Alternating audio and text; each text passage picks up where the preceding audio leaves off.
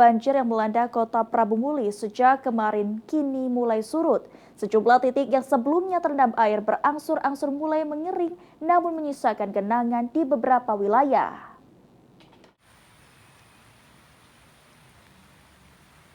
Banjir yang cukup besar melanda sejumlah wilayah di kota Prabu Muli.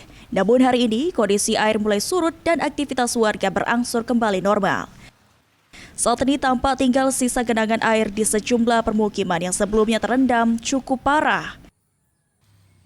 Menurut data BPBD Kota Prabu Muli, sedikitnya 19 kelurahan dan desa di 5 kecamatan terdampak banjir. Diperkirakan lebih dari 4.000 rumah tergenang dan mengalami kerusakan ringan hingga sedang.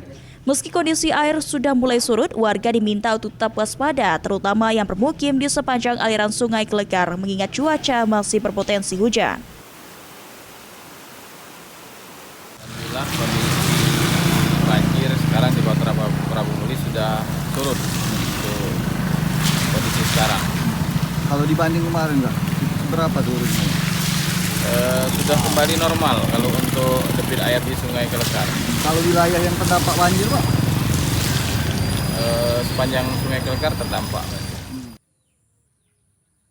Sementara itu, Lurah Karangraja yang wilayahnya cukup parah tergenang dampak banjir mengungkapkan banyak warganya yang mengeluhkan kesulitan beraktivitas pasca banjir dan juga mulai mengeluhkan gatal-gatal. Dari 7 RW itu ada 5 RW yang terdampak masuk banjir ke rumah-rumah warga. Artinya untuk saat ini udah lebih surut. Insya Allah hari ini lebih surut. Laporan dari para RW juga kondisi aman. Keluhan warga ya itu kan karena kemarin masih basah semua ya, pakaian basah, dapur ada yang beberapa yang kompornya terendam dan sebagainya.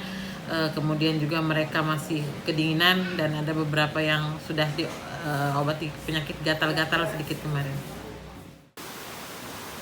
Saat ini, BPBD Kota Prabu Muli masih mensiagakan personil dan mendirikan pos siaga banjir di 4 kelurahan dengan dilengkapi 4 unit perahu piber.